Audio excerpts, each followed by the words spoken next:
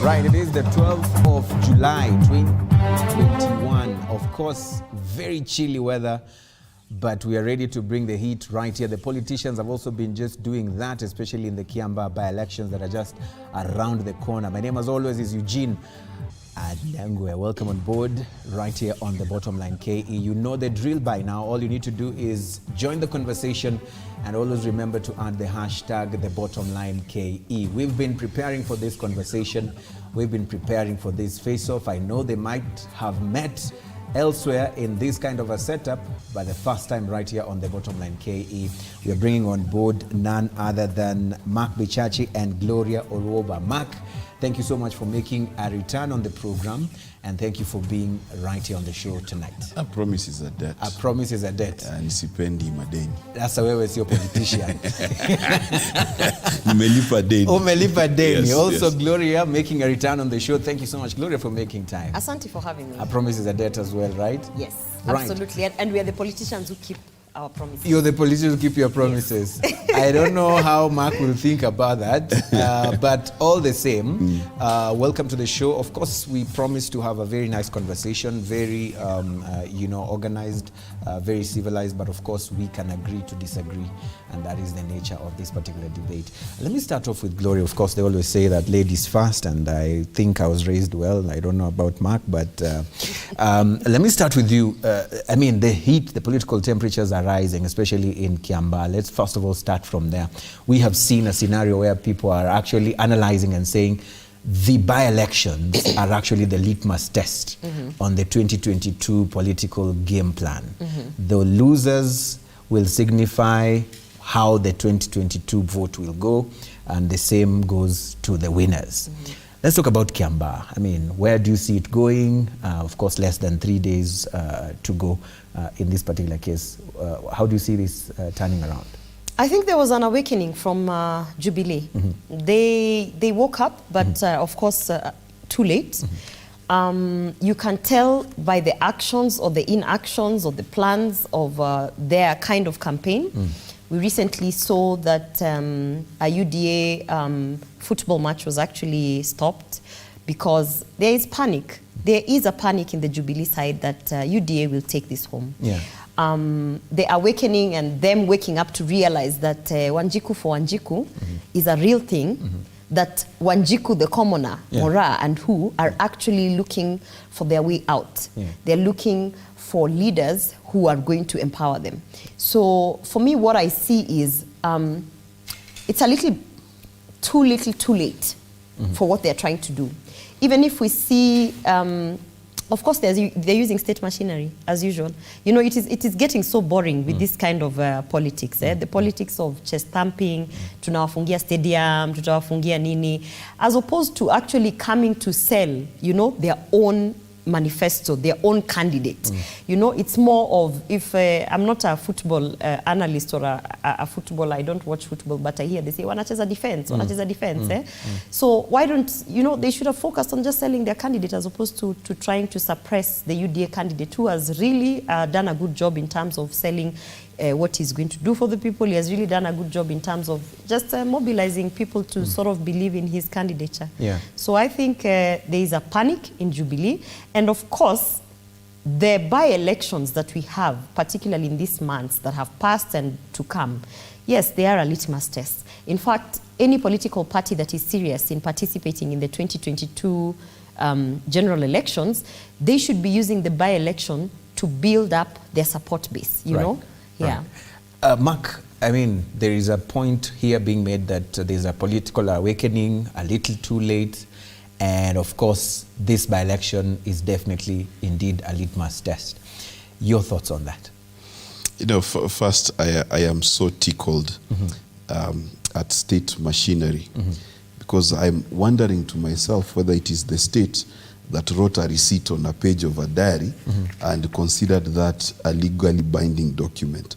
Now, I don't know who's the less wise, either the person who wrote a receipt like that or the person who thought a receipt like that can fool Kenyans into thinking that that is how you book anything in the 21st century.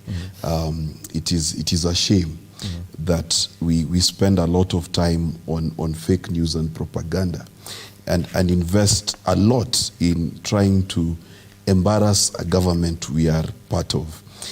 What I find most interesting about Kiamba is that people who have not decamped from Jubilee, people who, when they write in Parliament how they have voted, they say MP, Jubilee Party, will very gladly go on the ground and tell people, leave Jubilee and vote for UDA. And of course, they will argue and say that Jubilee supported ODM, but they did not ask people to leave Jubilee to join ODM. And for me, the first misnomer here is we are seeing people who perennially complain about political conmanship, practicing conmanship, except maybe this time with God included, because now they can quote Bible verses as they do these things. Further to that, it is interesting, and I must congratulate Tanga Tanga for this. They have this brilliant way of tooting their horn whenever they think they have won, and I'm talking about PEP when it won the other day in Kiambu. But they forget the thorough thrashing they got from Mudavadi and Wetangula and Kalonzo just the other day. Where was the noise then? Because they turned around and called the Cerelac babies, and the Cerelac babies gave them a thorough thrashing. And therefore, if a Cerelac baby gives you a thrashing, then what kind of baby are you? It is an important question. But in terms of Kiamba, Kiamba is an interesting litmus test. And the test is this. The test is not for Jubilee Party. That's not the test. The test really is for the mountain. Is the mountain saying that Uhuru Kenyatta and all he has done for them doesn't matter to them anymore? And now they think that the roads that were built by Kibaki, bridges and roads and schools built by Uhuru Kenyatta, do not matter as much as the promise of being empowered by a wheelbarrow. And if that is the case, I will remind them that they've been down this path before. There was a man who promised to empower the people by gifts, and I remember I was in primary school when he used to pass by and we'd line up hoping that he'd give us 500 bob each. In fact, one time he did, but my geography, history, and civics teacher, I'm told, kept all that money.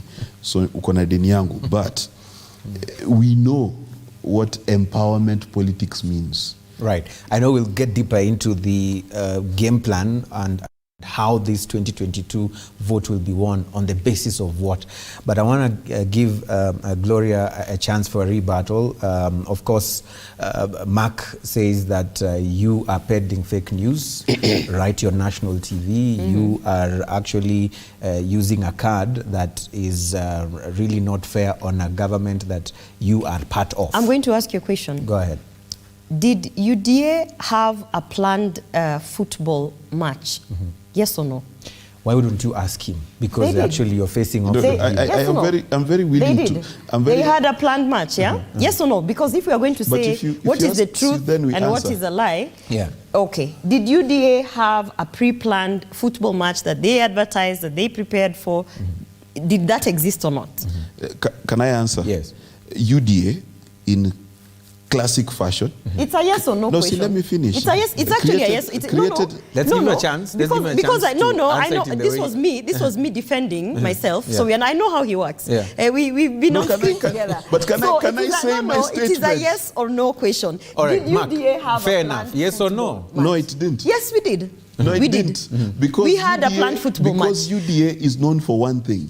They create problems, solve them, and then thank God. Listen, we had a planned football match that was sponsored by our candidate, that we were actually going to sort of have a sort of nice affair, and at the end of it all, they would remember our candidate is here. Fair enough. We had a match. And whether or not he wants to talk about a receipt written in a book or whatever, I will tell you something. UDA is not a political party that was founded by two schoolboys down there who don't know how to organize a party. UDA is a serious political party that not only has technocrats, but has veteran politicians who understand what it means to build a national party. May I remind Mark Bichache that as much as we want to ignore the fact that this Jubilee that he wants to talk about, you know, is a political party that was this or that, yes, it was a very strong political party. And the architect of that party was William Ruto. You understand? So if we are going to hold the narrative that William Ruto is behind the scenes on UDA, do you really think that the political party affairs of UDA are child's play? They are amateur? They are receipts, like he's saying, on a book? They are people who don't even know how to book a venue? Honestly? Let me ask another question. When they cancelled that match, when he said, I don't know what is state machinery and this, did you look at the images? Did you look at the images that were there? They did not send chiefs or program officers from the Ministry of Sports and Culture. They did not send, you know, they sent policemen. Yes? Isn't that not state machinery? You get me? So when I say there was a match that was organized by UDA, which then was cancelled unfairly and illegally by whoever it is that was on the other side, who, as we know, are using state machinery. Where is the false statement in that? Right. So what Gloria is saying, Mark, if I'm getting her right, is that the other side of the competition wants to win or play the political game plan for 2022 through the use of state machinery. And by suppressing. And suppressing. Yes, by suppressing, instead of selling their candidate. Right. Is that what you see, Mark? So let us recount the history of yesterday, because it was but 24 hours ago. Number one, the issue and the reason why I bring up the receipt is because the issue that the police came to solve was the issue that there were two competing events at that venue. And it is not just the UDA candidates event that was postponed. It was also the Jubilee candidates event. Now that is propaganda. Now that is a clear definition of propaganda. You can rebut on that. Yes. I'm just pointing No, it out. it's fine. But if it is propaganda, go back to yesterday. I was on a TV station in the Republic of Kenya at around 11:30 in the morning when the show was cut, and a journalist of good reputation stated what I'm saying. And so thereby, I am not here. I am not here to lie to the Kenyan people. it's just repeating false information. No. Why do you think it is false information? You then see, we'll move forward from that particular I you allowed can't you to finish. finish. No, you can't. It's okay. Yeah, you know, can't Gloria, finish. take your time. The truth is not going anywhere. This is what I have been saying repeatedly. You know, when you lack ideas, when you actually understand that the candidate you're selling has got no value adds that you can go to the people and say so and so amekuja atafanya ABCD tumpatie kura.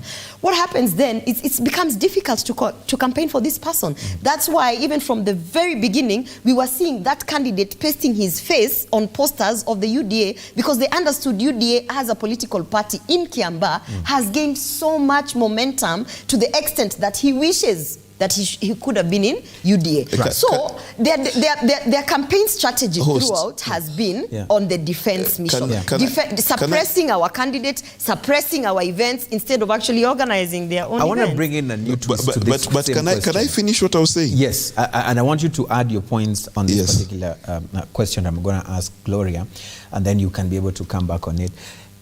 So What- is this Mark and Gloria show or Gloria, then Mark Mark, show? hold your horses. Just give me some time. I want also to build up on this Usiweke particular kwa conversation. kifua. Usiweke kwa kifua. Mandago alisema Gloria, tupumue. Gloria, I mean, what sort of picture is this painting? Because we've had critics of the deputy president arguing that, how can he field or support or back a candidate up against a candidate that is being supported by his party leader, a party that he actually also, supports or formed government with. What sort of message is this sending of the deputy president? The message that is going out clearly is that we are going to defend democracy. We are going to defend multi-party democracy. And it's in the same spirit where our president, who's also the party leader of Jubilee, will wake up one morning and say, I will back up an NASA candidate. But siyo ni madarau kidogo hivi. And in that question, if posed to him, Yeah. how could you be backing up an NASA candidate when your own deputy party leader, who is in Jubilee, who helped you put all of this together, is actually vying for this seat, and you're telling people that unaenda kwa NASA? That same question that you've posed to the deputy president can be posed to the president. But he's the boss. He's Listen, the party leader. listen. You toe the line. Listen, Yeah. here's one thing. We have political parties. In those political parties, we have democracies. Right. Yeah? So the same way Raila Odinga will speak and Orengo will stand and say that BBI needs to be looked at in this way and that way and that way. Yeah? Is the same way the deputy president will stand and say, you know what, Wanjiku for Wanjiku goes by the ideologies that we formed the Jubilee party for, and therefore I'm going to support Wanjiku for Wanjiku. Right. Yeah. Let's toss it back to Mark. Same question, Mark. How do you read this? How do you interpret this? Let's say in the event that a UDA candidate wins the Kiamba by-election, and this candidate went up head-to-head with a candidate from the political party headed by the president, and he was sponsored by the deputy president. How does this turn out? How many minutes do I have to You answer have- before I'm interrupted? You have 3 minutes uninterrupted. Let's Okay, go. thank you. So let's start here. And they start now. The first thing we must visit is what is Gloria trying to do? And why does she interrupt whenever I say things? Why does she have this outburst? The reason for outbursts, it's very simple. And if you visit my daughter, who's 7 years old at home, when she doesn't want daddy to talk about something that makes her uncomfortable, is she becomes louder and she wants to shout out what you're trying to say. And then, therefore, viewers at home should understand the importance of what I'm trying to say. UDA is focused on one thing. When you hear them speak about deep state machinery and then say, oh, it was not a chief, it was the police, we must understand that the people who handle administrative issues that require settling and crowd control, it is the police, it is not chiefs. And so when she says the police came, it is acting as though the police being anywhere is a contravention of democracy. It is not. On top of that, we understand that the police are charged with keeping the peace. So pray tell me, when a venue, one has a receipt, the other one has a receipt on a notebook. Moja alienda kwa headmaster, mwingine akienda kwa bazaar usiku. And they booked the same venue. The right thing to do is to say, let's cancel these events, play the game later. Because lives matter more than a football match. That is their duty. And then that brings me to what is the order of UDA, Tanga and the wheelbarrow movement. To answer your question, the question of who should condescend to the other between a president and his deputy is in the title of their functions. One is president, the other is deputy. One is required to deputize, to act as if you are that other person. In fact, Jesus, when he sent us out, he said, you will be my deputies. That is what that term means in the Greek.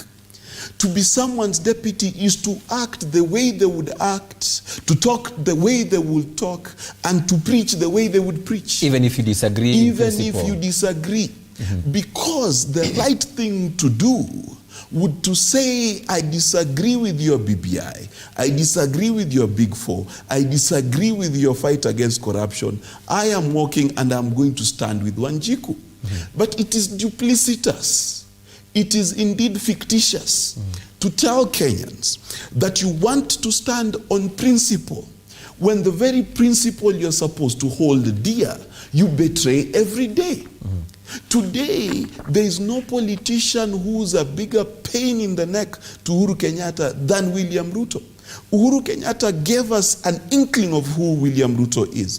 For a long time, we thought that William Ruto knew nothing about BBI, knew nothing about the handshake, and it was crafted to make sure he goes nowhere.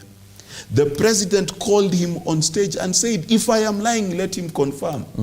He was consulted. I think she can interrupt now. So the 3 now, minutes are yes, up. interrupt. Yeah. Tell me, who was lying? When the president stood and said his deputy was involved in the BBI, who is hoodwinking Kenyans? And if you can answer what Ruto I'm glad that he's using biblical analogies. I'm glad that he's preaching. Because today I also want to preach. Now I can be a preacher. Preach, sister. Yeah? Preach. Let me preach. and avoid answering my question. No, I will preach. But while make sure I you answer, right? You know we can walk and chew gum? Yeah. That's the thing. That's my line. I know, that's why I Copyright, used it. That is why I used copyright. it on you. Yeah. So listen, he talked about, deputizing and how in the Bible it means you act like Jesus. Yeah? I want to ask a question. At what point do you cease to practice political obscurity? At what point? At what point do you say, hey, listen, this is my leader, and your leader is telling you, we are going to follow. We are in a cult. We are going to go in. We are killing people. You deputize me. We are adults of sound mind. But we all know that. You understand? No one telling the other to kill people, no? We are adults of sound mind. Yeah. William Samoei Ruto is an adult of sound mind. A politician, a Kenyan who, dare I say, is very well educated. When someone comes and produces an initiative and tells you, sisi tunataka tu kuunganisha wa Kenya. We just want to bring peace. We just want to unite people. And then you say, oh, I have no problem with that. I will support you. How are you uniting people? We are going to bring all these old 14-member task force people. Yeah. We will sit them down. They will give us advice because they are old. And then we will send them out to talk to these tribal kingpins. And then we will tell them, let's stop practicing tribal politics and divisive politics. And then we will unite the country. As William Ruto, why would you say, I don't want to be part of a thing like that? But he says the deputy president refused and said he didn't know. He knew about this initiative in the context that I'm giving it to you. Okay. That it is an initiative to unite Kenyans. An initiative that has got no harm and actually will bring more value adds to this country. So then I'm asking at that point, as you are deputizing and being like Jesus, why would you say, no, I don't want to unite Kenyans? Of course I want to unite Kenyans. Now, fast forward, after they've sat down and spent God knows how many millions of money with this 14-member task force committee, which actually was illegal, it morphs into a constitutional kind of reform initiative. It morphs into this thing that is now trying to shape up the 2022 general election, which you, as the deputy, is actually going to be a key player. So then you go back to the table and you say, hey, I thought you said you were going to bring those old people, they are uniting Kenyans. Kwani, tena hiki tu imeenda aje? So you feel alichezwa. So alichezwa.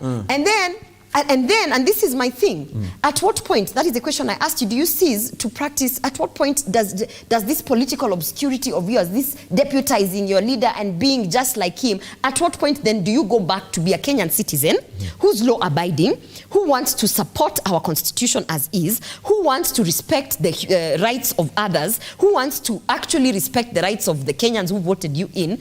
Then you have to say, hey, hold up in Bomas of Kenya and ask, if we are going to appoint an ombudsman who is going to report to the executive, how independent is that judiciary? Then it is actually your responsibility as a leader who is about to be the president of this Republic of Kenya. It is your responsibility to say, listen here, I don't care who is fronting this initiative, but do you understand that this initiative is actually going against the rights of, the Kenyan citizens? Right. And that is why he posed those questions in Bomas. And by the way, I was sitting in Bomas when he was talking. It's even, you don't know how it was very hostile. Ground ilikuwa hostile. Kwa sababu, the only people who were invited in that particular sitting, all of them were pro-BBI. But where ulikuwa? But, mimi amwezi kuni, hata nikwambie, mimi hata bichache anajua, wakijaribu kuleta meeting ya deep state, huwa natokelezea. I find my ways. But I'm telling you. Which meeting ya deep state? Let me tell you, I'm telling you, at the end of the day, what I saw in William Ruto on that particular day where he opposed this BBI, I saw a leader who's not fearful of questioning what is right. Because after he questioned the issue of the judiciary, the independence of the judiciary, 3 weeks later, they rectified it. After he questioned the issue of IEBC and how they were proposing that the commissioners who we are now seeing are being interviewed, that these commissioners should have been coming from political parties. Today, was it today or yesterday, the lady who interviewed, who's from ANC, she was asked, by the way, is there no conflict of interest? You understand? After he questioned that and said, in that analogy of football that he put, how then? Then, 3 weeks later, the guys who were proposing all of these things actually were like, oh, this guy had a point. So they refined their document. So they should be thanking William Ruto for actually helping them to refine their document to an extent that they were not going against the Kenyan citizens. May I agree with Gloria Roba, because she's given an accurate, almost accurate account. Because number one, she has correctly recalled that the deputy president was indeed consulted on the BBI. This is a critical factor. Because from the beginning... In a different context, no, let me just finish. No, in a different context. It is a discussion. We're having a discussion. But still, even Mark, as you give your rebuttal on the same or give your take on that, you still didn't also answer my question on what a win by the UDA candidate in Kiamba would actually portend for the president, his supporters, and the president and his deputy. And I will answer you. Yes. And I will answer you thusly. First, we must be clear that even this Kiamba is a culmination of the handshake narrative. And there are two narratives. There is a Tanga narrative that, number one, William Ruto did not know. And if he knew they had just it, he knew only a part of it. They conveniently forget the part where William was consulted on which Wazee should be put on that panel. Completely skip that fact, because it does not fit and augur well with their narrative. They will then jump and say that William was so brave that he talked about issues that were corrected. Now, it is true that how the ombudsman is selected and the IEBC commissioners are selected was changed. My question is, if William Ruto's ideas were accommodated from the beginning by getting people to represent him there, but also at the end when he gave his own speech, his thoughts were given consideration, then I tell you, that William and indeed the entire Tanga brigade ran away from the truth to create falsehood, to create the impression that William Ruto is a victim, where indeed he plays both victim and villain in this play. Now, to answer your question, what does Kiamba mean? If William Ruto wins, then the people of Kiamba have swallowed the Tanga lie, hook, line, and sinker. And at which point we must congratulate them for being efficient in propaganda, for indeed they are. No one can lie bold-faced and skip details, just as we've experienced here. It is a Tanga. I think when you enter Tanga, it's the first rite of passage. You will lie. A friend of mine says machokavu. But number two, if UDA wins, the mountain will have robbed Uhuru Kenyatta of any opportunity of negotiating for them. Their fate will now be between the ballot and God. All right. Let me finish. However, if Uhuru Kenyatta wins, and notice I'm saying William and Uhuru, because that's the battle there. If Uhuru Kenyatta wins, then William Ruto has to go back to the drawing board because his mathematics will have failed. Okay. Gloria, there seems to be a ganging up against one person. This is what some people have also been analyzing and saying. We've had the NASA, there are those who say Menaswa, there are those who say if we do not unite, we are doomed. We have had Charity Ngilu also saying if you guys do not come together, then ule jamaa atawashinda. Asubuhi na mapema, it will be done. In your opinion, picking from what Mark has just analyzed or what he has foreseen in the Kiamba battle, which he says is a battle between President Uhuru Kenyatta and Deputy President William Ruto. From the UDA wing or those who are allied to the Deputy President, how are you reading the way the cookie is just about to crumble in Kiamba and the whole game plan for 2022 when it comes to these formations against this one and the plans for this formation against the other person? Let me say that however way you look at this Kiamba situation, William Ruto has already won. When I say has already won, I'm talking about what is actually happening. This far with the Kiamba by-elections, UDA registration of membership in Kiamba and in Mount Kenya has shot up. You understand? That's already a win in itself. UDA in terms of branding, in terms of popularism, in terms of even just fixing their frameworks kwa grassroots, has already won. Because UDA has been forced in this situation where they cannot, you can't snooze. So you have to fix everything.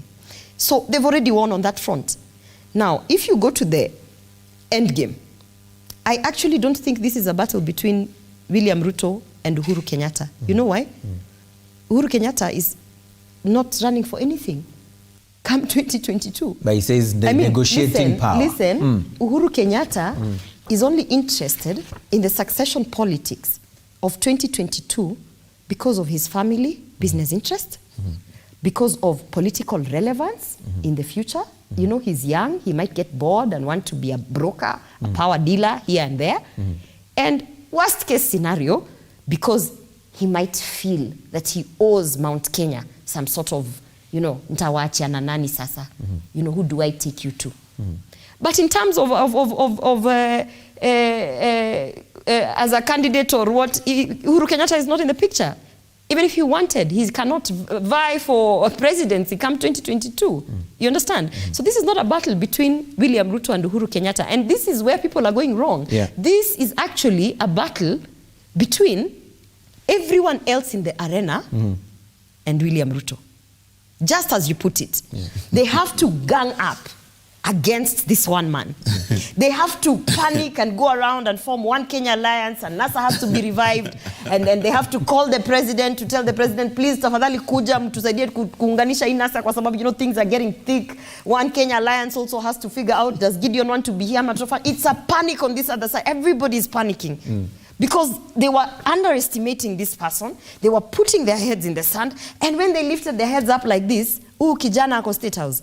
You understand? So now, this panic that you're seeing, anything that is being formed now, alliances, coalitions, political parties, whatever, is everyone trying to gang up over here because they know that even Raila Odinga on his own cannot beat William Ruto. And Raila Odinga, as at now, is the true competition that William Ruto is going to face. You understand? So even if the true competition, yani ule ameweza kabisa, still needs to go and collect akina Kalonzo and akina who and who to go and face William Ruto, who are you as Kivutha Kibwana? Who are you as Mkisa Kitui? Who are you as the person who Uhuru Kenyatta has endorsed? Really, who are you? You are nobody. You are only somebody against William Ruto when you partner with all these tribal things, all this wakusanye, wajiulize, wewe kutoka Luo Nyanza umeleta how many votes? Mimi nafikiri niko na 2 million, no, uko na ngapi? You know, it is like changa. But on the other side, this one man, William Ruto, stands there confident that his campaign platform, which is really just reorganizing politics into an economic affair, you know, what we are calling the hustler nation. He understands that, you know, I can sit here, we've sold the hustler nation narrative, we have sold this economic empowerment, we have created regions, economic empowerment regions. We've had meetings down to the grassroots, with whether it is Rift Valley, Mount Kenya, wherever, Luo Nyanza. We have in fact, let me tell you something, what is happening on the Tanga side is that we are ready for elections. For election. We are ready. Mark, I mean, would you give it up to the Deputy President in his political game plan for 2022? I mean, if we go by what Gloria is saying, this one man, that the rest have to gang up, have to plan, have to panic on how to beat in 2022. You know, let me tell you, I am old enough to remember people who are called total man, people who are called Baba na Mama wa Inchi. And I am a Democrat enough to know when sycophants are beginning to fan the flames of a dictatorship. So I am not moved an inch by the statement saying that people need to gang up. But I will remind my viewers one thing, that good must always gather itself against evil. When the president says he will not support a thief, I dare any Kenyan to tell me why he should support a thief. Which thief particularly are we talking about here? No, I just want to know which thief, Gloria, so that I can stay. Let's take some notes, and then when he's finished, we rebut. No, respectfully, I'm just wanting to know which thief we are referring to, so that I can follow the conversation. All right, Mark, are you able to clarify that? For avoidance of doubt. And so when I finish my statement, I will say who the thief is. Say it, all right. Yes. When the president says he will not support a thief, no one knows a wife better than the person who's lived with that wife. No one knows a husband better than one who's lived with that husband. And if someone has been in love with me for 10 years, and they tell you, please be wary of this person I've been in bed with, you best believe them. I'm very lethal. That's one. Two, the unity of our leaders is not about defeating one person. Because leadership is not obsession with a seat or with self. Leadership is about the conglomeration of ideas that can move a people forward. You can view it, as Tanga chooses to view it, as simple people coming together to beat William Ruto. Or you can view it for what it is. What is it? People who believe in 35% devolution. People who believe that infrastructure is important. People who teach and tell people that you cannot ask, can we eat lami? You need that lami so that it can transport your maize when you harvest it. People who believe in the fight against corruption. People who do not give refuge to Sonko when he's running from a quasi-judicial process in the Senate. People who will not justify Waititu's statements. We do not unite in a football team simply because there's another team. We unite because we have a goal to score. There is two kinds of politicians in this country today. There are politicians who are about me, and I must be the one. But on the other side, there are politicians who say, this big four agenda, how far can we push it? The politicians who say, this fight against corruption, how far can we put it? But if you want to know the crux of this facade, whitewashed tomb that Tanga is. Let me give you evidence of but 2 weeks ago. They were in parliament, voted for gas to go up. They agreed, turned around, and today they sing the gospel that this government of Uhuru is bringing people down. Tanga, by definition, is a unit of rhetoric and empty promise. Unit of rhetoric and empty promises. Let me tell you why. Yes, just making it real quick. Because they want us to believe that they have this serious bottom-up economic revolution. We do. Just wait. We do. Yet, they've got governors, MPs, senators, people with the gravitas to implement even an iota of bottom-up. Mandago today, where is bottom-up in Uasin Gishu? What has stopped Kimani Ichung'wah from presenting a bottom-up bill? The truth of the matter is that if you investigate any statement Tanga has, which is why they need to shout, I think you'll allow me to educate there is him. nothing there. I think you'll allow me to educate him. Gloria wants to educate you, but as Gloria comes into actually... And as she does, yes, please tell her, I'm only educated also, when you quote references. Also, you notice how he never answered who the thief was? Did you notice that? Because he owed us an answer. I wanted to know who this thief was that Uhuru Kenyatta cannot... But only with facts, because we are not ready for any eventualities that we might not be anticipating right on this particular program. But let me bring this particular issue to your attention, Gloria. On what basis do you see the 2022 vote being won on? Because there are those who argue that it will be won on propaganda. The person who will give and actually practice propaganda in the best way will actually carry the day by saini asubuhi atakuwa ameshinda. Others say that this good gentleman, this good lady attitude of playing the politics of 2022 will not make you win. Others say if you don't unite, then you will not win it. On what basis do you see it? First, for purposes of clarity, I cannot let this go just like that. Okay. When you come to TV and say and try to connect that when Uhuru Kenyatta said he will not support a thief, actually what he meant is that he will not support William Ruto.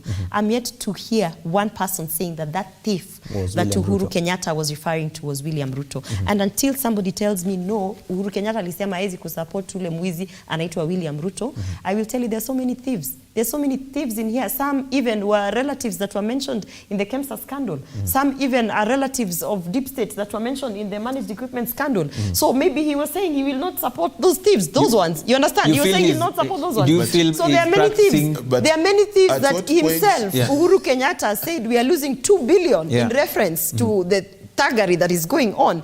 And I'm telling you this for a fact. Until you clarify that thief that Uhuru Kenyatta was talking about was not those who are mentioned in the Kemsa scandal, was not those who are mentioned in the relatives and nephews and nieces. You understand? Until you clarify that argument does not hold water. We also need to clarify it's not someone from Weston, Langata Primary. It is also not about Alico Insurance. It is also not about Muteshi's land. So we need to clarify. I'm just agreeing with her. It's not about that. It's not even. I'm agreeing. Yeah, I'm agreeing with you. It's not even about the cartelism that is in the milk industry. Those thieves also, he's not supporting those ones. So let me tell you, at the end of the day, we can do this thing. We can do this thing back and forth. We'll never come to an end. The bottom line is William Ruto was not mentioned in reference to that statement. And so therefore, it is wrong to make assumptions. Back to the bottom up. But it is correct that the president is not supporting. Back to the bottom-up approach. The president is not supporting thieves, including those who he might be related to. So and you think that's the bottom line? That is the bottom line. Right. So back to the bottom-up approach, which I think, and actually I'm going to invite him over to a UDA sensitization forum, because I don't think he understands what the bottom-up approach is. When he says that we have governors such as Mandago who are in office who can actually implement the bottom-up approach. The bottom-up approach is not a document that you take like this, you read, and then you go and implement. You understand? Because it is there's no a whole... document. No, there is.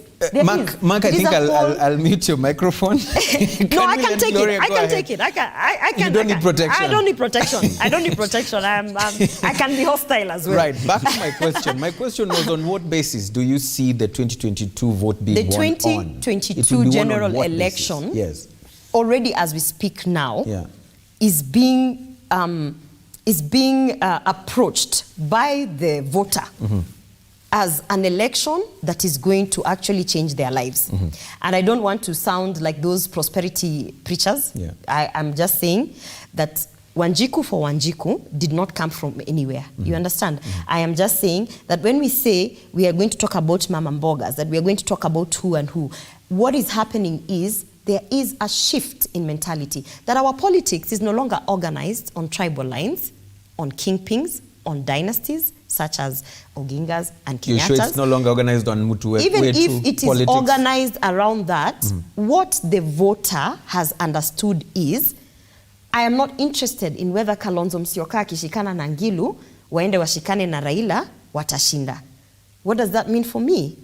It doesn't mean anything for me in my house when I'm sitting there and they want to tax bread and they want to tax, increase the taxes on gas. So the voter, the electorate, has already woken up. So even if you want to continue with your tribal lines, you can organize your tribal politics there. But they have to remember that the person they're going to sell that tribal politics is alive to the fact that there is this new hope about organizing our politics around the economy. You understand? So at the end of the day, if you ask me about 2022 elections, this is why I get so tired when I still see people dancing around, nimeenda kuongelesha Kalonzo, nimeenda kuongelesha nani, and all they need to do is come up with a narrative that resonates with the people in terms of either the economy, in terms of social economic problems, in terms of selling hope of some kind. If you want to run on the campaign platform of killing corruption in this country, that's something you can sell. Just stop trying to gang up together to fight Ruto. He said that these people who are ganging up together, they actually have a common ideology. What common ideology does Gideon Moi have with Mudavadi? One Kenya lion. No, ideology. I mean, they're an ideology. Kenya. What common ideology then does, for instance, Mukisa Kitui have, with the people he's having conversations with? So I'd rather even see Charity Ngilu going to look for Martha Karua, because I remember at one time they were really fighting for the women rights and the gender, and they were on the fourth. You understand? Then we can say, tunaona venye walipatana. At least they had. What common ideology do these people? The only common thing that they have is that they have a common enemy, and that's William Ruto. There's something I don't want us to let slide away, and that is what Mark Bichachi actually did mention, that your wing, or the side that you support, claims to be supporting the bottom-up approach, supporting the watu wa kule chini, but they are the same people who actually passed the bill to actually increase the taxes on the gas, and so we are sending back people kutumia kuni. That's a fallacy. That's a fallacy. Is it a fallacy? It is a fallacy. Yeah. And here's the thing. First of all, if I ask you what is the bottom-up approach, what do you know about it? No, maybe you might need to organize. I try to ask him. And there's this thing that people think the bottom-up approach is just save the poor. But Gloria, you're pivoting. No. I mean, you're not answering the question. I have answered the question. So you feel it is a fallacy? I said it's a fallacy. Those who support, it is a fallacy. If we check the answer, it is a fallacy. I'm telling you that. I'm actually sitting here and telling you that it is a fallacy. All right. Because for me, the bottom-up approach, the one that I know, the one that I'm selling, the one that I am helping UDA to sell, has got 4 pillars. And in those pillars, we have gone down to the details. It's not just this thing you hear, Mama Mboga and whatever. We are there. One of the pillars is to increase production so that we can have more employment in those industries of agriculture, more employment in the industries of manufacturing. That's one pillar. You understand? So if I take you through these 4 pillars of the bottom-up approach, then you will understand that what he's trying to say, that these MPs are actually shooting themselves in the foot. It's not true. That's why I'm saying it's a fallacy. Right. Yeah. Mark, we're going to take a break. Let me ask. Before the break. Before the break. Yes. I don't know whether you heard the Big Four.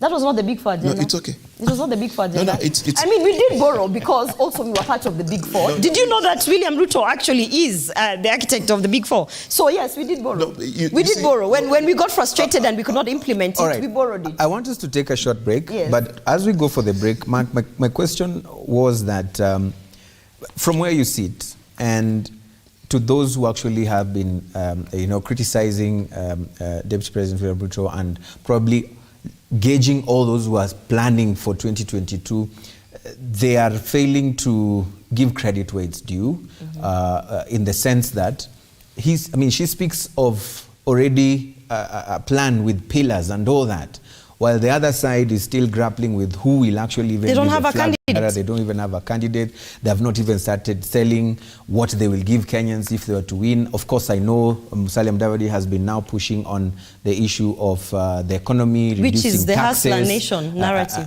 and all that. I mean, wouldn't you feel like probably they're not giving credit where it's due?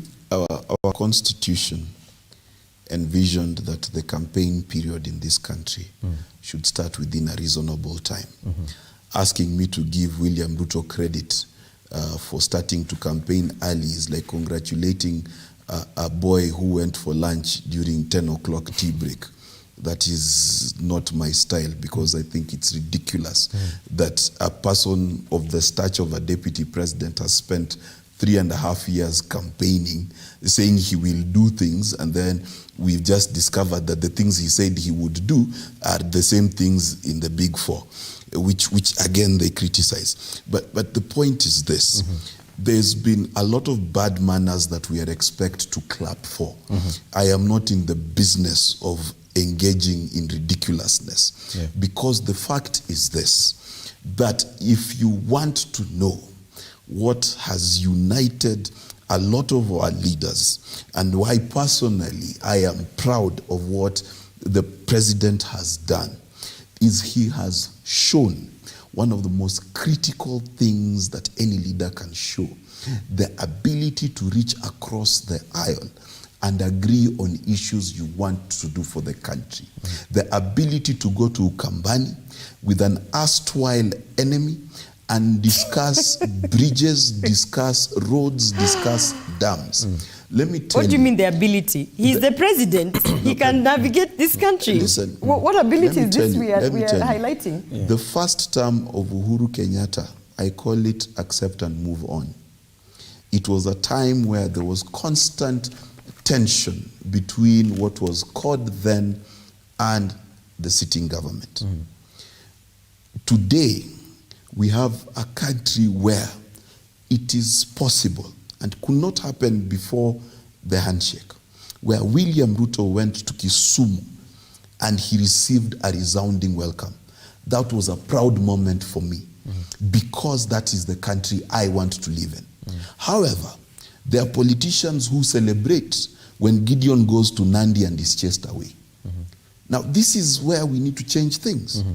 There are people who are actually happy when people are mistreated in certain political zones, because their zones are untouchable. It is that kind of thing that we want to change. And for me, whether it is leaders, it is cadis, it is chiefs, it is village elders, any place where they unite to unite the people of Kenya, I am behind them 100%. Any place where they unite to develop this country. And the president said it, that I sit with Kalonzo and we agree about development. We sit with Raila and we agree about development. Now you want me to sit here and criticize a development agenda and then belittle it to defeating William Ruto? What happens after we defeat William Ruto? What happens August 9th, 2022? You know, this myopia that we are stuck as Tagatanga would have it, that everyone is obsessed about William. No, there are things that need to get done first. And on that, me, my family, everyone else, we are united to make sure that Big Four agenda is done.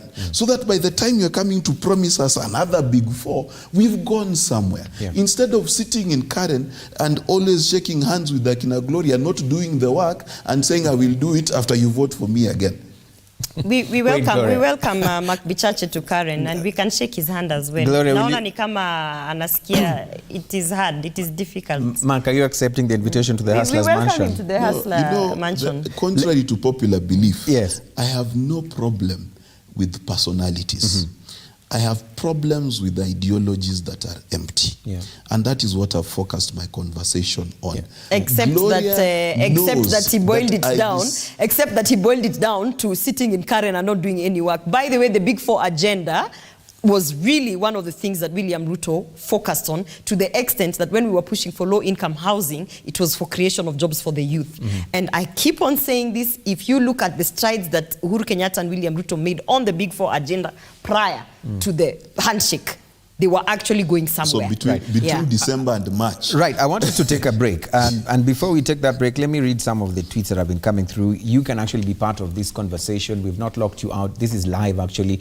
If you tweet and just add the hashtag, the bottom line KE, we'll be able to track that particular hashtag and read your question. Jackie Sumo says, what you guys need to understand is that Ruto studied politics and knows how to play with your minds. If Ruto feels neglected, why can't he resign and show solidarity to the hustlers that indeed he is a hustler? This is Jackie Sumo who says that. Another one, let me take a look. Who is it?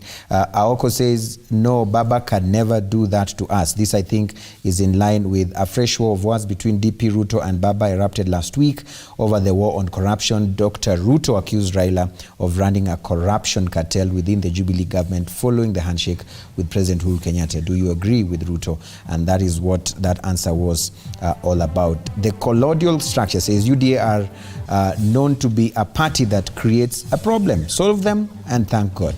All this is just meant to seek public sympathy, but it won't work in Kiamba.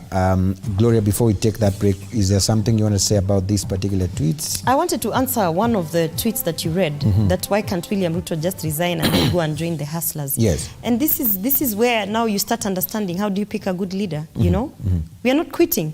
We are not going to throw our hands up and say, sasa mnataka nifanye nini? Yeah. We are not going to do that. We are actually going to see it through to the end. Yeah. Meaning, if my hands are tied completely, and I'm not invited to functions, I'm not invited to sit in cabinet secretary meetings, I'm not invited to participate in national events, I'm not invited to talk about how the budget is going to look like, then it's okay. You know, they can have their little show over there. I have a little of resources here, I have a car there, I have a boardroom there. What can I do with the things that I can do when my hands are tied? Then I will go back and revisit that Big Four agenda that I told my boss, let's focus on this Big Four agenda. So you're confirming here that? And I will say, since my hands are tied, and I am not about to start being very disrespectful to my boss because we are good leaders, then we are going to try and let him wake up. We are going to try and sort of, in my language, although let me not say it, we are going to shake him a little bit by letting him understand that now this our bottom-up approach is actually partly what the two of us were doing. You see? So I'm just trying to show you, why are you busy shaking hands and chasing things such as BBI, which are illegal, which have been shut down by the judiciary? Why are you busy organizing kingpins and putting them in a corner? Come over here, we continue with our Big Four, partly. Come over here, we continue with our politics of nationalism, because Jubilee actually is a political party that almost got it right. Yeah. You know? I mean, you guys will not allow me to go for the break. We need to pay some bill. Just kidogo. She's just committed a bit of murder here. Yeah. You know, this idea that somehow the Big Four died at the handshake and it was there before. The Big Four was announced by the president in December of 2017. The handshake happened in March 8th or 9th, if I remember correctly. The idea that you can sit on national TV and say that this is a William Ruto idea and it was totally derailed by the handshake, and then forget that even in this budget that has just passed, the Big Four agenda is still top in that particular budget. Absolutely not. Absolutely not. You know, how much money was given into job creation and innovation in this? Can we continue this on the other side of the break? Gloria and and Mark, we need to take a break. Of course, this is the bottom line KE. All you need to do to be part of this conversation, like I said earlier, you can definitely tweet, and you don't really have to mention my Twitter handle at Eugene Adangwe or at LookUpTV. All you need to do is just add that particular hashtag, the bottom line KE. That is what we are tracking throughout tonight's conversation, and we'll be reading them in the course of the program. Timothy says that if there's one politician who enjoys free publicity is WSR. I think that is William Samoei Ruto. In fact, his opponents like Mark Bichache are selling him more than their preferred candidates. This is what he says. I don't know what you think about that. Keep talking to us. We'll be back in just a minute after this particular short break. Stay with us.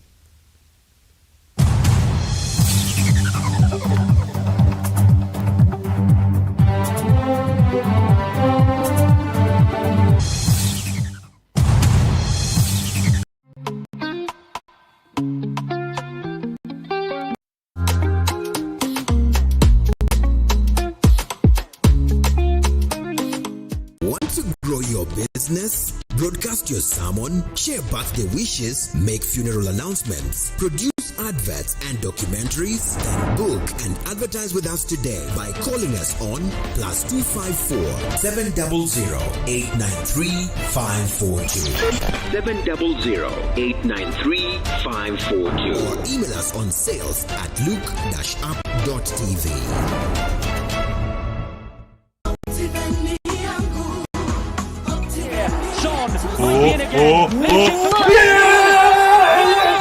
You guys have to tweet about this. What phone is this? Hey, looks good. How much is it? You haven't heard of the Optiven offer? No. I must squeeze you invest too. Optiven has this amazing offer. If you make a commitment of 900k in any of their value-added projects, you get rewarded with a cool smartphone, bro.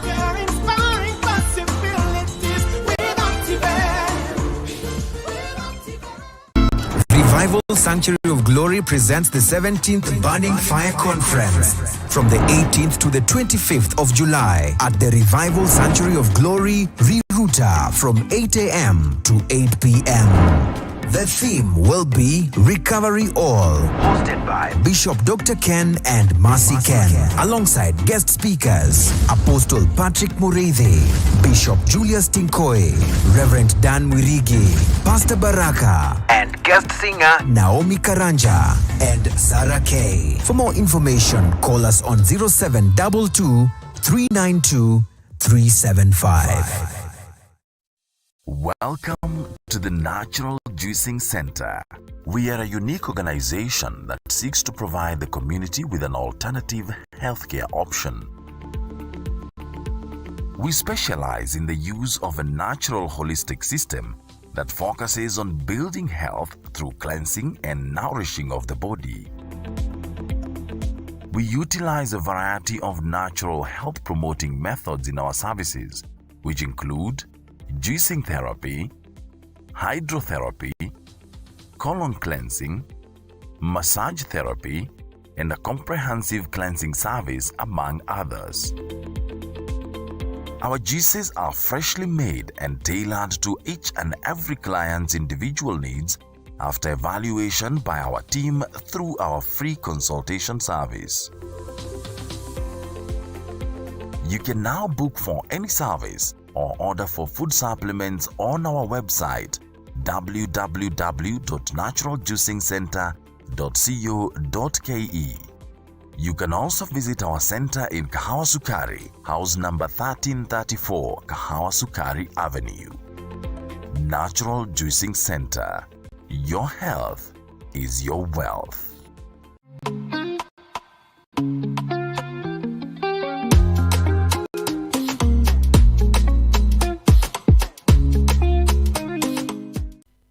Stand by. Okay, stand by.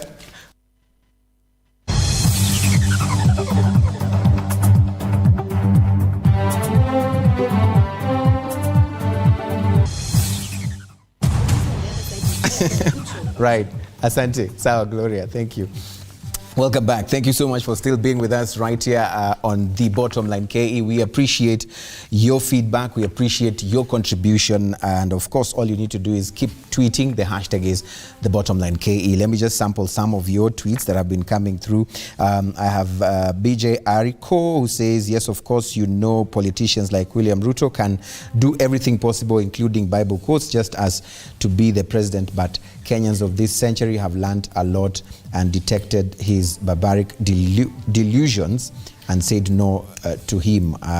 Let's see another one. Let's just take a look at what is going on Facebook, which we are also live on. And there are some tweets, comments that have been coming through in that area. Watch I load, ikisha load, I'll be able to just read some of them right there. Mark Ziko, usifikiri nadanganya. I know the frustration. There you go. I have Joy Mark who says, watching from Kilimambogo. Joy Mark is on our live stream on Facebook on Lookup TV. That is where we are. Then Bella Waithera says, Mark is speaking with a lot of finality. This is what Bella Waithera says. Bella continues to say, Kiamba chanting UDA in unison is quite nostalgic. This is what she says. And then Ruto may not be a thief, but he has been surrounded, or he has surrounded himself with thieves. Gloria, are you a thief? I am not a thief. Yeah. But there was a comment about William Ruto being a politician that will use anything to get into power, including quoting biblical verses. Yeah. Unless you are very new into the Kenyan politics, you know that William Ruto has forever been /preacher, has forever been the person who holds the Bible, whether or not you like it or not. And also there's this notion that people think that William Ruto just started donating to churches just yesterday or just last year. But I was following a caption of the newspapers. They have this thing where they do on this day back in 1990 or back in 86. And as far back as 93, when he was in Kanu, William Ruto was donating, giving cash donations to church. What you're saying, to churches. The 2022 battle. So what I'm saying first is, let nobody lie to you that William Ruto just started quoting the Bible yesterday. Let nobody lie to you that he just became a Christian because he's about to become a candidate. So consistency will win the 2022 Consistency. He has been a Christian for the longest time as you have known him. In terms of donations, he has a giving heart. That is who he is. And for as way back as in the 1992 when he was in Kanu, when he was organizing youth Y2K, whatever that Kanu youth wing thing was, he's consistent in his actions as a person. And so to come and start saying wameiba pesa sawa wananda that's not true. There's a debate I want us to end right here. Can I comment on that before? Because I'd just like to quote. I thought you were to warm up your kurudi from the break. Like the questions hadn't started yet. The devil parades himself as an angel of light, and he quoted the scriptures to Jesus a number of times. So not to say that William is the devil. I'm just saying quoting scriptures is not a very good way of guessing where someone is, because so says the man who just used biblical analogies 3 minutes ago. So says the man who's a preacher. So says the man who quotes verses trying to actually support Jubilee ideologies and Jubilee so says the man who he knows he used to be a preacher. Come on, guys. There's no one better qualified to tell you. Come on, guys. You know. So how should we know? Not say because I quote the Bible. No. So how should we know? The truth. That's okay. You must check how I treat. If I am Baba Ivy, check how I treat Ivy. That's how you check. Pastor Bichachi. Pastor Bichachi. Who's that?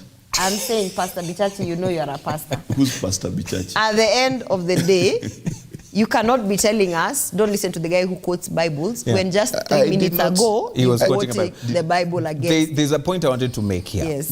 Gloria, help us finish this conversation, because there are people who've been arguing and saying the right time will come and the deputy president will walk out formally from the Jubilee administration or from his position.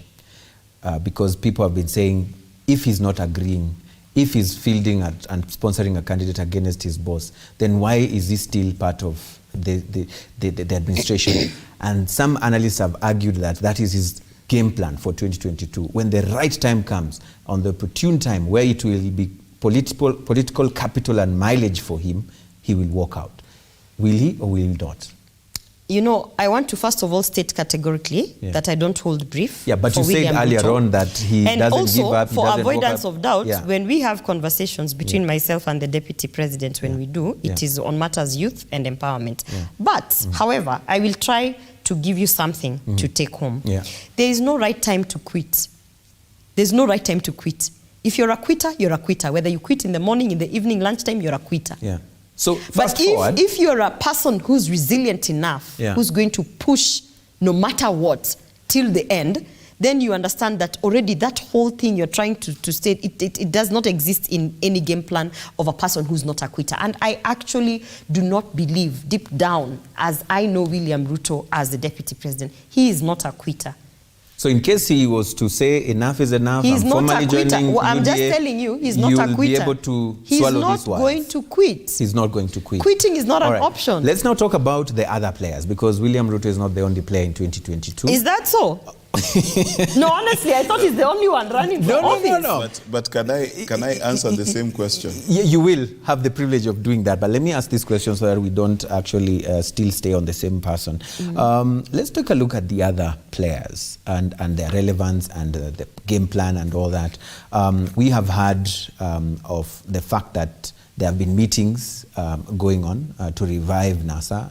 There have been plans or statements coming from the NASA principals, or formerly NASA principals, saying that the time and the idea of NASA has been passed by the history of these particular forthcoming elections. What sort of competition do they bring on the table in the game plan for 2022? I mean, are they just mere weaklings, walkover? Who will give your boss the competition that you feel, will give him a run for his money, from where you sit? Not my boss, my preferred candidate. Okay, but my still. preferred presidential candidate. All right, fair enough. I want to... No, because when you say that, someone assumes that I get paid to come and sit here and defend him. Correct, fair enough. And I'm saying, in my throat. Please vomit. We can allow you. Listen, what I'm saying, when you say that, it gives the notion that I'm on payroll to come here and speak my mind. Nobody needs to pay. You can't pay me enough to speak my mind. By now you know the kind of person that I am. You can't pay me enough to come and sell anything. I speak on the things that I believe in. I speak on the things that I actually personally truly believe in. And that is why when you hear me speaking passionately about something, be sure nobody is paying me to do that. But on to your question, I will say, when you said, what happens to these other players? I asked you which players, which other players, which other candidates? The only candidate that I see who actually has repeatedly stated that he has not said he's running is Raila Odinga.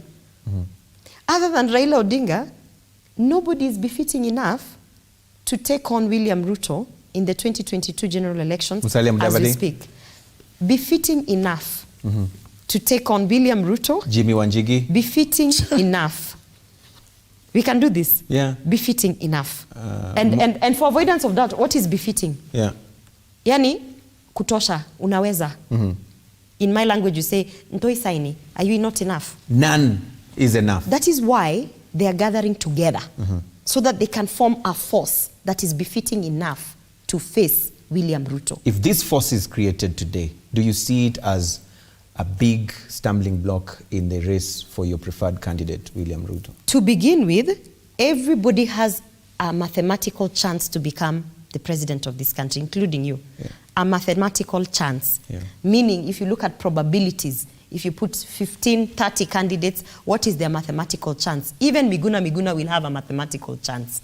But now, realistically, and I will say this, if they do not gang up against William Ruto, if they do not gang up and then come and create a sort of narrative that will give Kenyans a sort of hope that maybe this gang, this, One Kenya alliance old boys of Kanu dynasties.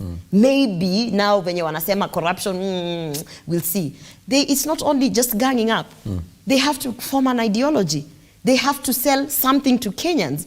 You know, once they came as One Kenya Alliance, what were they selling? At least, like you said, Musalia Mudavadi, we know, is trying to run around talking about economy. And we said to him, wewe kuja, unaongea economy, wewe ni hustler. Come to the hustler nation. That is what we are talking about here. Bottom-up approach, economy, blah, blah, blah. But when you listen to these other people, they don't really have any kind of campaign platform. So they have to gang up, number one. That one is mandatory. Lazima washikane. That's first. Number two, they have to sit down and figure out what can we sell to Kenyans. Number three, because they're already late, the bell rang kitambo. Mark might say that, oh, we cannot, Nini, who started? The bell rang a long time ago. That is the reason why we were being introduced to BBI. So the other third thing they need to do is they need to hit the ground running, and they need to popularize whatever it is they're going to be selling to us. Yeah. Mark, she says that they're calling Musalia Mudavadi, come over, join us. That is the hustler narrative, actually, that we're preaching. On the other end, Mangidi, Honorable Gideon Moi himself, is on the other hand calling the former Prime Minister Raila Odinga to join the One Kenya Alliance. I mean, let's talk about the other players and the political game plan in 2022. What competition, what value do they bring on the table?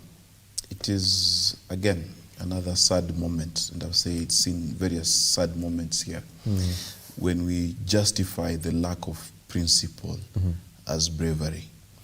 And let me wear my pastor hat and say this, that you need to be careful when we trade evil for good and good for evil.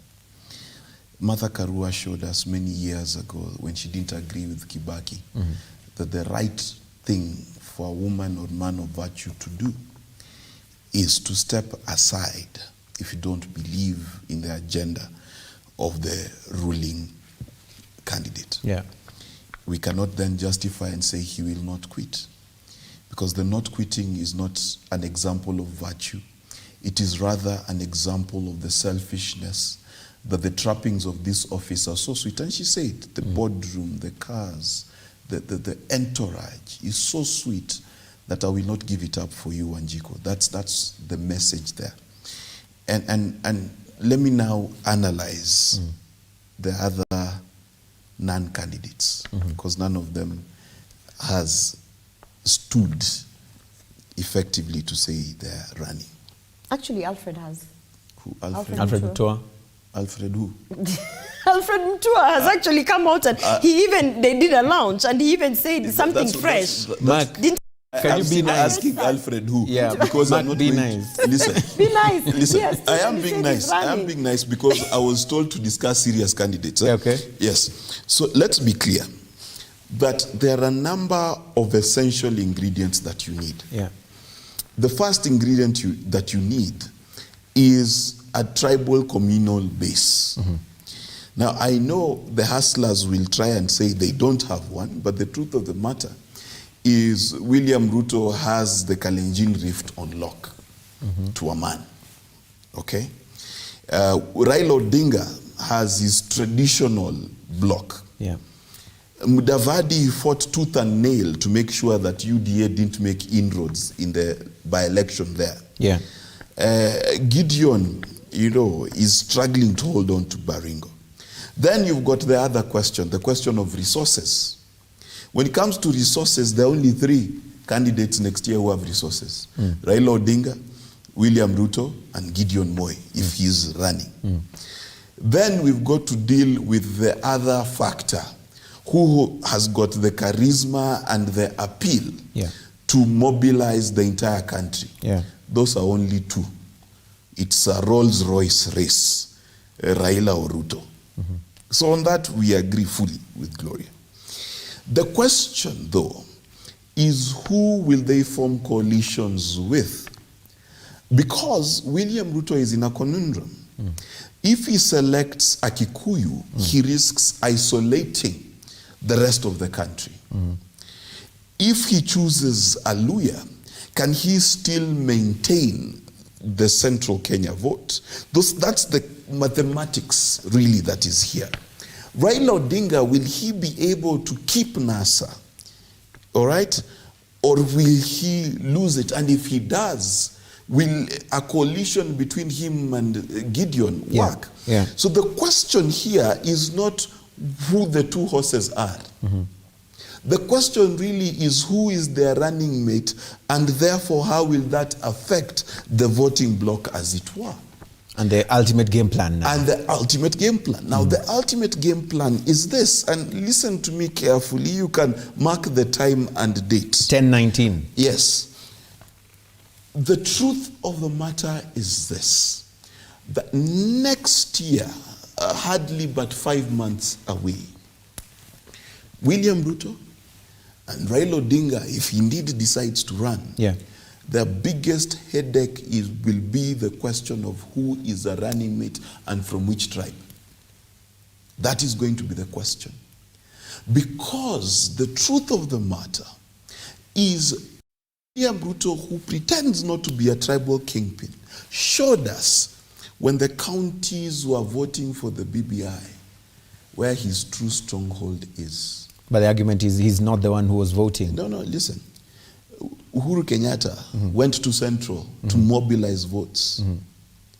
William Ruto went to celebrate in Baringo when BBI was shut down. He did. That is a false statement. It is not a false statement. It is there. Statement. You know, Gloria, you can't just say false to everything. No, but it is false. No, viewers, please Google. Listen. When it is I will false, listen. it is I will false. do a deal. You know, if he happened to be in Uasin Gishu or No, wherever can I at finish my that statement? time, If you cannot William Ruto equate did not it that he went celebrate, there. If William Ruto No, did you can't say if that he he did went not there celebrate, to celebrate. even on Twitter, the loss of BBI. No. If he did not celebrate, What you said I will is that never he actually appear went on to TV Nandi. again if I'm lying. You said that he went to Nandi That's- to celebrate. You know that his listen, semantics here is real. listen. What is Mark Pichache saying? I I didn't am hear saying that. Mark this. Pichache said. Goja tumsikie. Listen. If I am lying and William Ruto did not celebrate, I will not appear on TV again. Mark Pichache said William Ruto went to Nandi. So he was there by No, sheer I didn't say coincidence. Nandi. I said Baringo. To Baringo, Baringo. sorry. Yes. He said he went to Baringo to celebrate that BBI had been shut down. That's what I'm trying to say. You cannot equate his presence there with that he went with the sole vision to celebrate. Even on Twitter, You cannot. celebrated. And that's what I'm saying. But That's false. allow me That is to false. finish. Yeah, Allow me to finish. finish. Yes. So the idea that the chief hustler is not some form of tribal kingpin is simple hocus pocus. The mathematics he's doing, the promises he has given to what's his name, Moses Kuria, to Rigathi, all of these people, what is it about? It is about mobilizing the Central Kenya vote. Okay. It is the reason why a bunch of bishops stood up and said, hiyo pesa inadonetiwa Central kwa makanisa Central, pia irudi hapa Rift Valley. It is on video and on record. I want to agree So with Mark Pichache about William Ruto being a tribal kingpin. Isn't that a shocker? I want to agree with him that he is a tribal kingpin. Yeah, clarify. But the tribe he stands for is the tribe of Mama Mboga, the tribe of the hustlers, the tribe of Boda Boda. That's a tribe. You understand? You know, tribe means a constituency of people. What we are fighting is the ethnic tribal kingpins. Mkisim, Kamba, Mkalenjin. So yes, he is a tribal kingpin. He is standing up for those without voices. As I said, the Mama Mbogas, the Boda Bodas, the who. That is the tribe he represents. So the person that will win 2022 is the person that will align themselves to the common mananchi. Absolutely. Absolutely. Mark, there's a question here for you. Timothy is asking, I have a direct question to Mark Pichache. If Ruto and Raila team together, how will the 2022 race be like? If we were to see a handshake between Raila Odinga and the Deputy President William Ruto. If Raila can ever agree to deputize William Ruto, because William can't be a deputy again, legally, I can tell you for free, there will be no race, because who can contend? That it's a wrap. By the way, if the two of them have a handshake, it is done. Raila Odinga doesn't need to deputize William Ruto. You know, just because I want to come and support your campaign does not mean automatically I'm your deputy. Yeah. You know, they're kingmakers. They're people behind the scenes. Yeah. They're people who, like before he came out, Jimmy Wanjigi, who are not interested in deputizing you in your candidature, but they are interested in getting you into power. So who said that the only option that Raila Odinga has is just to become the deputy to William Ruto? That's not the only option he has. Just as he is benefiting from a handshake where he is neither the deputy president or a prime minister, and yet he still has enough power, enough autonomy for him to call the shots, is the same way that he can actually partner with William Ruto without having to deputize him. Remember, the question was mine, Gloria. Raila Odinga has got a lot of supporters, political heavyweight stronghold supporters, and coming together with William Ruto can mean that I am now going to tell you who I'm going to put as your deputy. Doesn't mean that it has to be me as Raila Odinga. Yes. So you could easily foresee such a thing.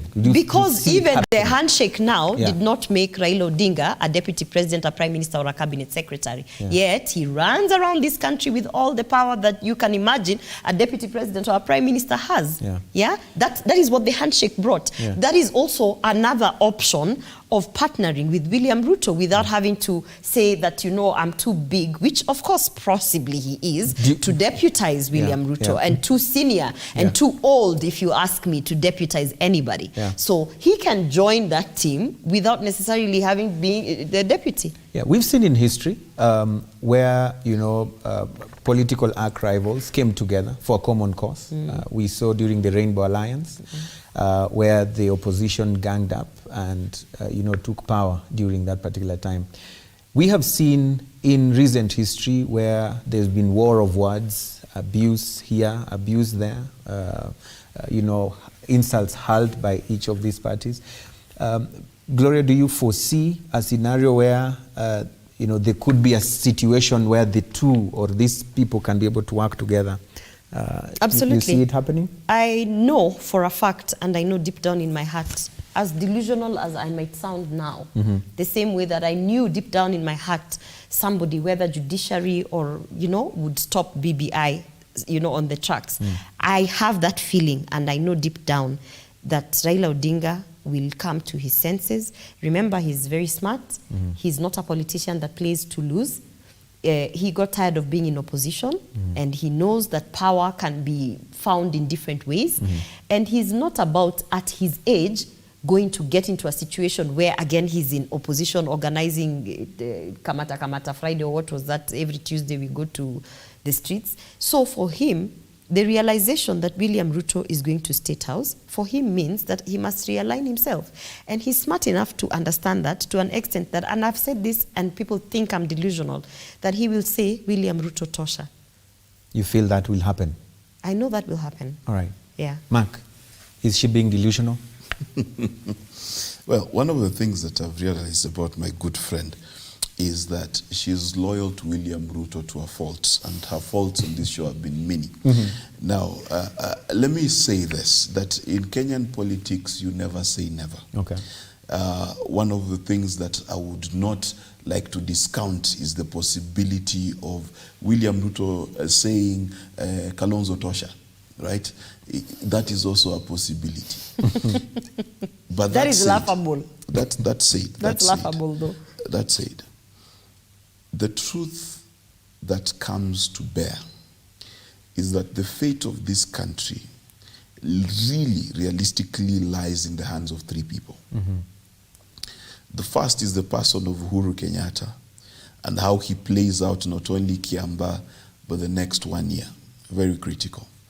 The second is the person of Raila Odinga in the question of whether he will run or not, in the question of who will be his running mate, and in the question of whether he will choose not to run and who he will endorse in such a scenario. The third is William Ruto. Those are the people of consequence to the destiny of this country. The third is the vote. The fourth is the voters.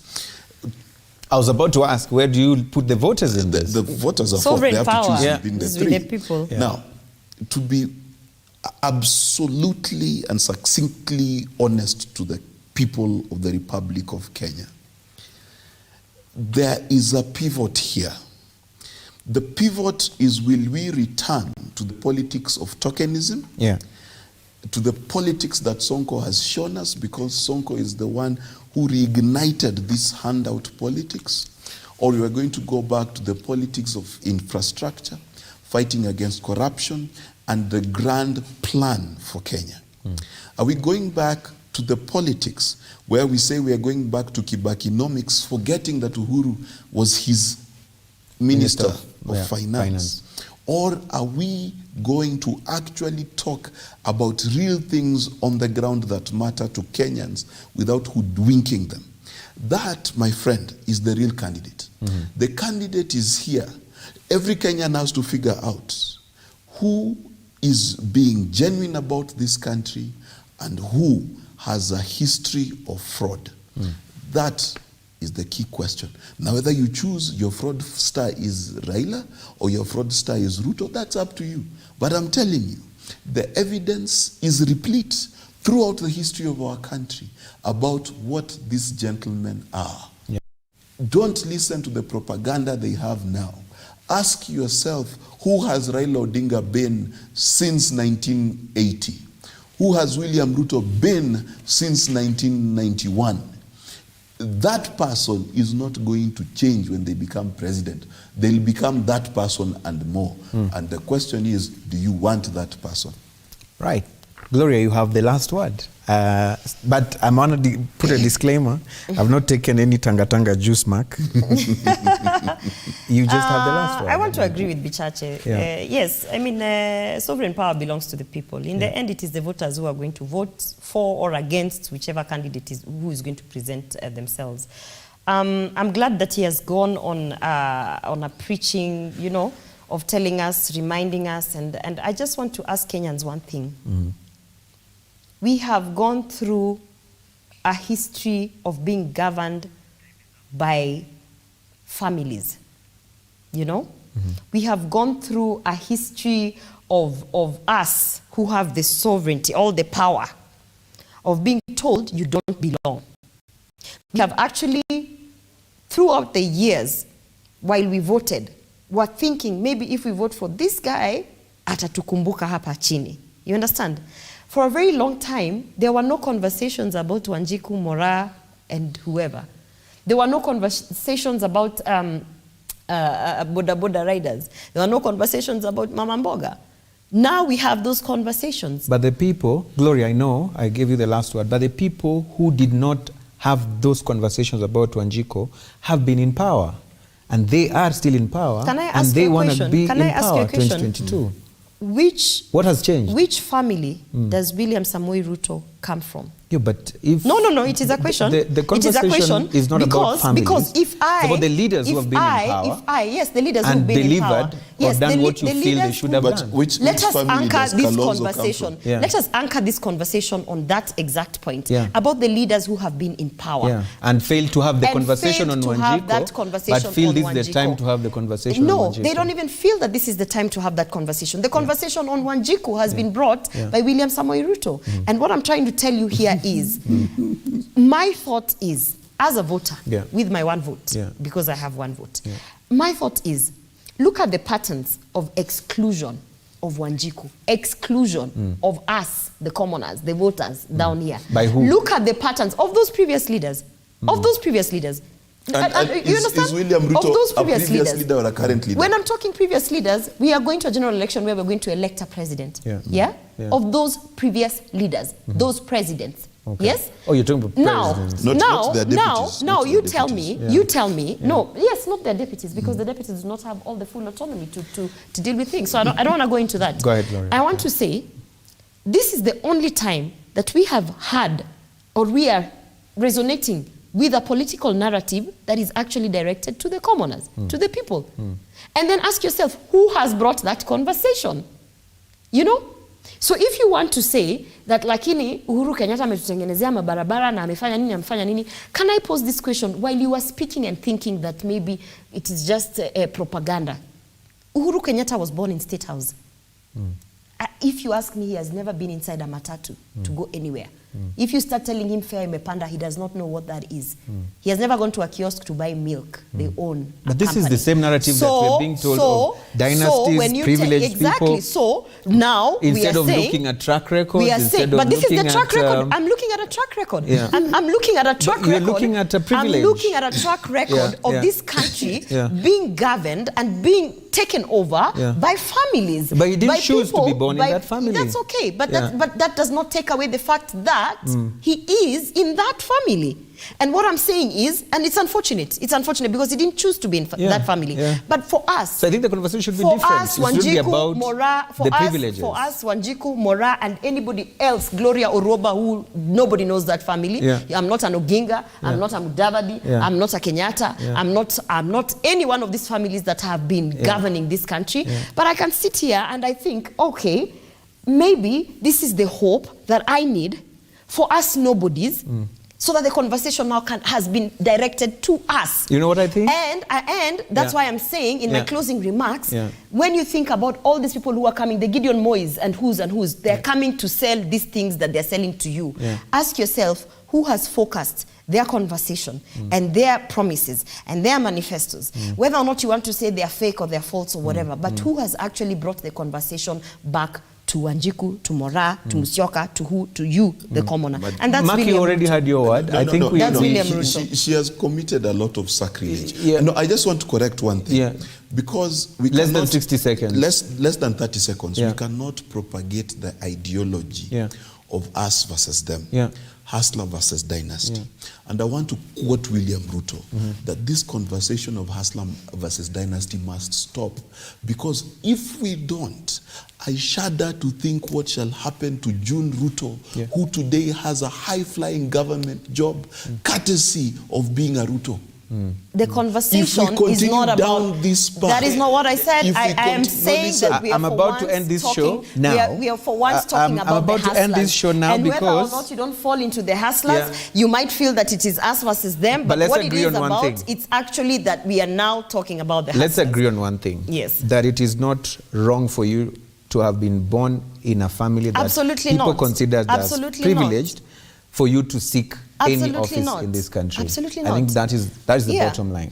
We need to agree on that. We have embraced it. It's the reason we embraced Kathy Kilonzo or whoever and whoever, because they are working. So we should never argue from the point that they have us been this. versus them. No, don't so take away my point. Okay. My point is, since when, throughout our political independence, democratic state, have you ever had a campaign platform that focused the narrative, the intention, the manifesto on us? But can I tell you something? And that has been brought answer is by Martha William Karua. Ruto. There was Jubilee to Moja. It was about the people. No. We are talking about economic empowerment, not just uniting. There is no manifesto without economic empowerment. All right. Economic empowerment. It's past curfew hours. We don't know if we'll meet someone who's not happy today, but we need to end this show in these four walls. But the conversation continues online, and all you need to do is just keep them coming. Just tweet us. The hashtag is #KE, and of course we'll continue exchanging right there. Of course, I want to thank the two of you. That was a very great debate. Thank you. Very full of decorum. And if you had any thing that probably one of you said to the other that was personal, I want to apologize on behalf of either of the two of you. And my mentor Mandago told me that walisema unaweka siasa kwa mapafu. But tuko pamoja. Okay, Jubilee. Kazi ni kazi. Tuko pamoja, kazi ni kazi. Thank you so much. I think we are done here for tonight, and I want to say thank you, Kawangware's finest, of course, our good friends Ole Mutomi, Timothy, and many of you who've been tweeting tonight. Setimo, asante sana. Carol Malan, who says that it won't win. The president has done the best no other president has done, especially in infrastructure. They can now wait for the promises from UDA. All in all, he's a system. Every aspirant seeks cows and ships. Still believe Raila is a worthy competitor. Wow, these are very strong comments coming through, and of course, let's keep them coming. Let's keep talking about this country of ours. What do you think will shape the 2022 vote? Who will win, and they will win on what particular basis? you know that you have the vote, you have the ticket that will actually make them get this particular role that they want so badly. So I want to say thank you for being a part of the show. My name, as always, is Eugene Andangwe. Goodbye for now. Thank you. It's a wrap.